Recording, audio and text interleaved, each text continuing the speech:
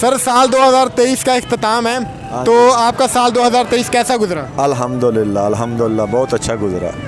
लेकिन ये जो पाकिस्तान में सियासत चेंज हुई है उसके हवाले से बहुत दुख है, और मैं यही कहना चाहूँगा कि अल्लाह ना करे जो पाकिस्तान का इन लोगों ने दिवालिया निकाल दिया वो 2024 में इस तरह ना आए हमारे मुल्क के लिए और हम लोगों के लिए। वो 2024 बेहतर तरीके से आए और अल्लाह पाक पाकिस्तान पे और हमारे हालात पर रहम फरमाए।